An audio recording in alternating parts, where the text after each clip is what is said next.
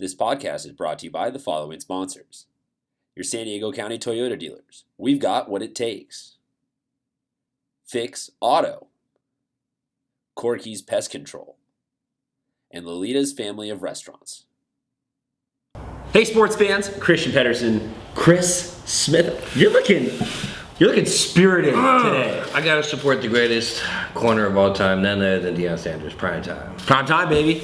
And we are in prime time for picking some playoff games. Absolutely. Excited about this. We're on to the quarterfinal edition of the Division 4 bracket. Montel, Tommy, another guest, they'll all join us in a few moments. We just got game picks. That's all. We're just bringing straight sauciness to you on these game picks. To the point. Let's get to game one. Number 1, Southwest. Number 8, University City. Tommy, how do you guys see it? Thanks, guys, and joining us for picks for Division 4. We got Joey Maronis, fullback slash linebacker slash hard hitter slash football player from Christian. Joey, how you doing? Good. Joey, I noticed it was kind of hard for you to walk in. Your hands seem like they're really heavy. Is there a reason why? Oh, okay. Can you hold those up a little? Really? Yeah. Okay, so that.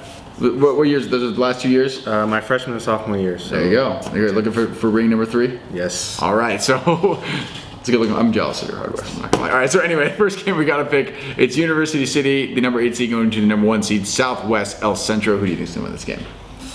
I'm going to have to go with Southwest. All right, and then which ring told you to pick that? This one. This one, no, that's not the smart ring. Okay, cool. I'm gonna go with Southwest as well. They run more than 5 times as much as they pass. Very good running team. Tyler Sycon with 14 rushing touchdowns this season. Guys, who are you picking? This is a good game right here. Southwest El Centro, versus University City.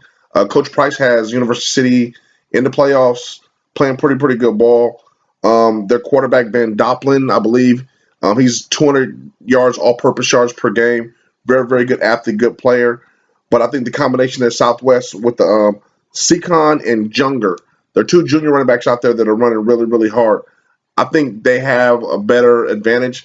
To me, University just plays so up and down. We don't know which team we're going to get every week. That inconsistency makes me going to go ahead and pick Southwest El Centro for the win. Chris Smith. Tommy said it best. Tyler Sycorn, the junior running back from Southwest El Centro, is the truth.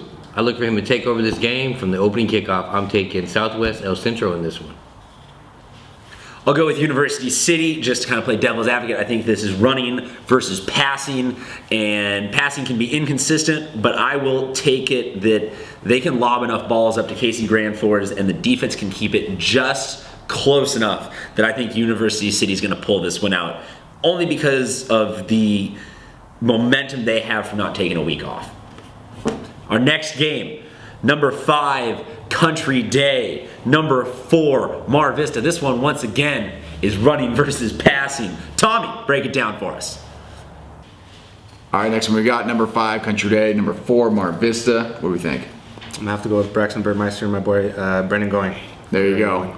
And since I am a shameless homer, I'm also going to go with the Tories as well. Good luck, guys. But Mar Vista is good. Mar Vista is good. Cleo Spurl, got to give him a shout out. Great running back. Gentlemen, who do you have? This is one of the better games of the week. La Jolla Country Day versus Mar Vista. Actually, La Jolla Country Day led by Braxton Birdmeister, great player as we all know, and Mar Vista is led by Khalid Sproul. Congratulations, Khalid, on your offer from Dixie State. Great accomplishment. This game is crazy because they both play 2 different styles. La Jolla Country Day likes to score fast and furious, hurry up offense, and Mar Vista is the complete opposite. They like to grind it out, give the ball to Sproles, let him do his thing, get an open field, ground and pound, which is, obviously La Jolla Country Day's kryptonite because it keeps Braxton off the field. But I think this all comes down to one player, and I'll be perfectly honest. I think Brendan Gorin is the player for La Jolla Country Day that needs to show up. This year, we've heard how great of a player he is, how great of a receiver he is, a defensive back he is. But in the big games, he hasn't shown up. He hasn't proved himself. He hasn't shown that he's the guy that can finish it. I think Country Days goes as far as Brendan Gorin can take them. I think he's a big piece of their offense, a big piece of their defense. If he has a great game, La Jolla Country Day wins. If he doesn't have a great game and plays, La Jolla Country Day struggles. And I'm also interested to see Laricchia in the hole meeting head-on-head with Sproul. Let's see that combination. Both of those guys are headed to the next level and playing. That should be interesting. But in this pick right here, like I said, I think Brandon Gordon is the key, and I think he's going to show up. I'm going to go with La Jolla Country Day with the win. But if Brandon Gordon doesn't show up, don't be surprised if Mar Vista squeeze out with this victory. But again, I'm going to go with Bleed Blue, La Jolla Country Day. Okay, they've got some points there. Do you agree with them? That's the question. The general, Burmeister, he's going to dissect that Mar Vista secondary, and that's what it's come down to. And I think he's going to put up a huge performance in this game. I'm looking for 400 yards passing for Braxton in this game. You're saying that coming off of what they did to Kearney. You think he can get bigger than that? Absolutely. I think he's just getting warmed up. Maybe we have discovered where global warming comes from. Braxton Burmeister is too hot for the good of the entire human race. I will also go with Country Day, but I see this one being very close out of the fact that Mar Vista can control the time of possession. With that running offense of Khalil Spurl, he is a little bit of a he's an underappreciated running back here, and he's started to pick up some college offers down the stretch, but I just think that Mar Vista team will hold the ball and hold the ball and hold the ball and hold the ball. Next thing you know, it'll be the fourth quarter, and Country Day will still win it, but not by a huge margin. Our next game, over to the bottom of the bracket, we got number 3, Santana, number 6, Coronado. Tommy, take it away. All right, next game, we got number 6, Coronado, going to number 3, Santana. What do you think, Joey? I'm going to have to go with Santana. My boy, Ani Sabandit's going to come out with the win. There we go. Is it a little East County bias there? Maybe a little bit, tiny bit. I'm going to go with Santana as well. Bobby Wallace, great running back. Santana's looked solid all season. I think it'll be tight, though. Coronado's been looking pretty good as well, but I think Santana's going to take this one. Guys, what are your thoughts?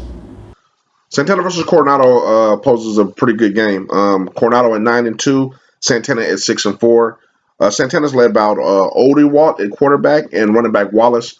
Both been great players in the East County this year, playing at a pretty high level.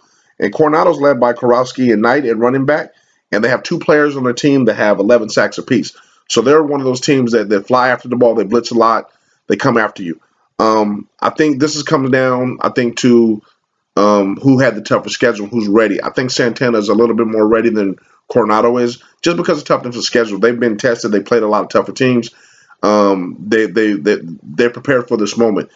Coronado, they always defy. Last year they defied me wrong every time I picked them, so they may do it again this year. But Coronado, I think this year they are a little down. They don't have quite the explosions they had before, and I just think Santana's just going to be a little bit too much for them. I'm picking Santana in this game for the win.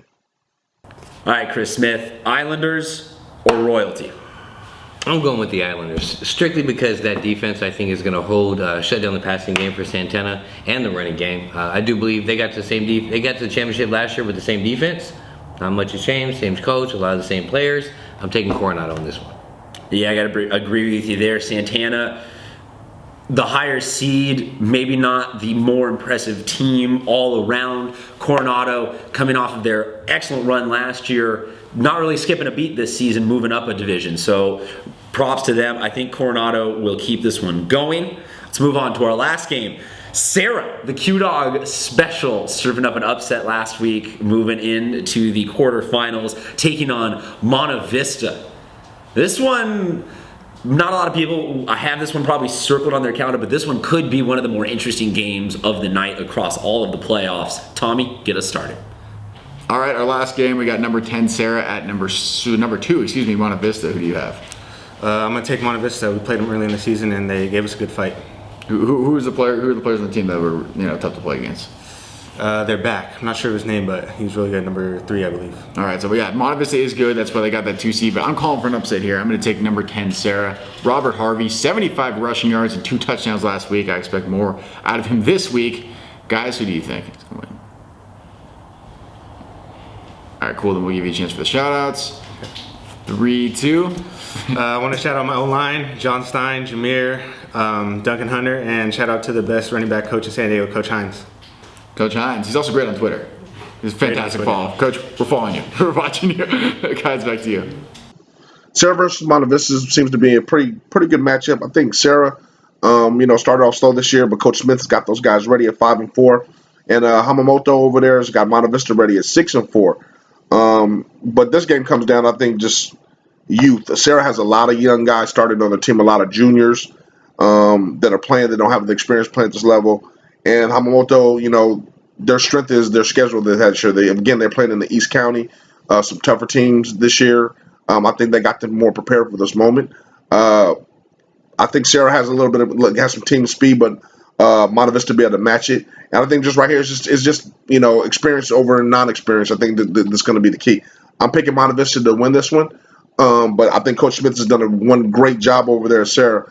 And I hope they do very, very well. But I think Monte Vista is just going to be a little bit too tough.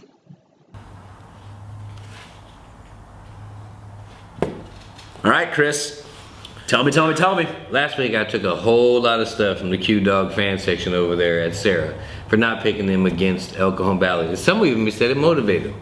So guess what? You gonna motivate them again? I'm betting against them again. I'm taking Monte Vista in that running game to beat Sarah.